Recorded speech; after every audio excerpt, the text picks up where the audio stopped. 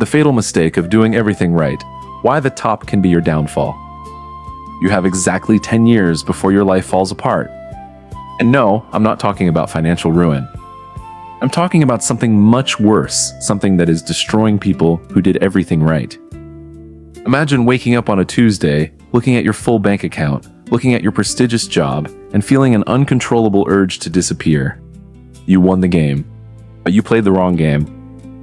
This has a name, and psychologists are calling it the wrong mountain syndrome.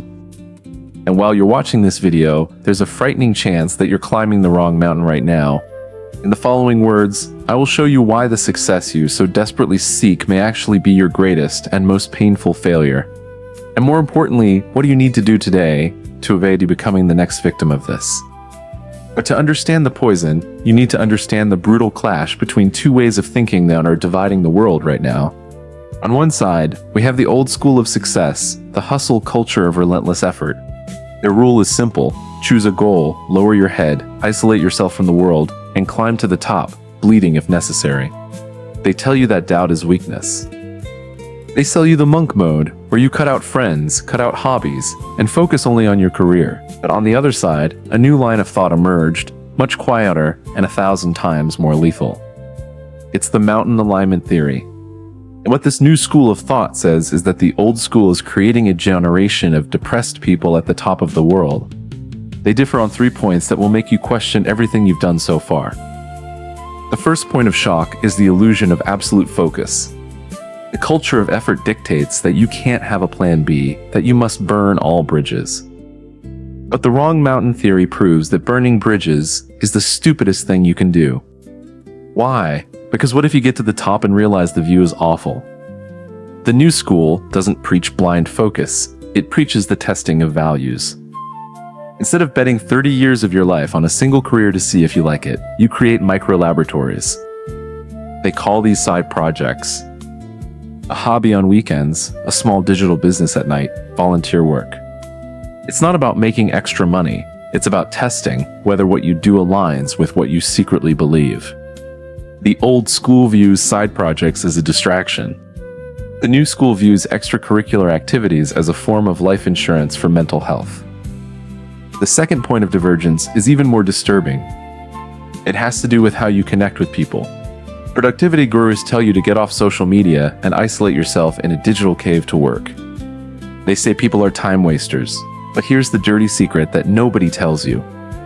Isolation creates an echo chamber in your brain. When you isolate yourself to climb your mountain, you lose your sense of reality. You start measuring your worth solely by the metrics of that single mountain. Alignment theory destroys this idea. She says that real connections outside of her professional bubble are her only moral compass. A coffee with a friend who's not from your area, a conversation with a stranger, a moment of vulnerability. It's these real connections that grab you by the arm and say, hey, you're becoming someone you'd hate.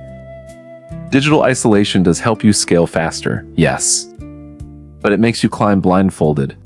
And the third and final point of contention is what defines who wins and who loses in the long run. The definition of what the damn top is. For the traditional mind, the top is a place. It's the CEO position, it's the first million, it's the YouTube plaque. For an aligned mind, the top is not a place, it's a continuous state of not feeling the urge to run away from one's own life. But here's what you really want to know. Which of these two voices is correct? Which path should you follow from today onwards? We don't need to guess, because real-world data has already given the verdict. And what is currently in evidence, validated by the biggest global trends, is frightening for workaholics. The culture of blind effort is dead. We are living in the era of the Great Resignation and epidemics of silent burnout. Behavioral scientists and market analysts have reached a clear conclusion. The speed at which the world is changing today, with artificial intelligence swallowing entire industries in months, makes choosing a single mountain a strategic suicide. The mountain you chose to climb today may not even exist in 5 years. Therefore, the absolute victory today belongs to the testators. Evidence shows that the most fulfilled and anti-fragile people today are those who diversify their identity. They are not just the lawyer or the programmer. They constantly test their values in the real world. They use hobbies to calibrate their souls and human connections so they don't lose their sanity. If you feel that emptiness on Sunday nights, if you're exhausted but keep running because you're afraid to stop and think, stop now. You might be one step away from the top of the wrong mountain. Your next step is not to accelerate. It's about looking around, quietly trying out a new path, and finding someone genuine to talk to. Success without alignment is the worst prison in the world because the bars are made of gold and you yourself threw away the key. Come down from that mountain while there's still time to choose yours. Get ready because in the last episode of this video series, we're going to learn even more. In the final step, I'll show you how to seal this new brain and become truly invincible. So subscribe, like, send a message, and ask a question, because that way you'll start breaking through this barrier. Thank you and see you later.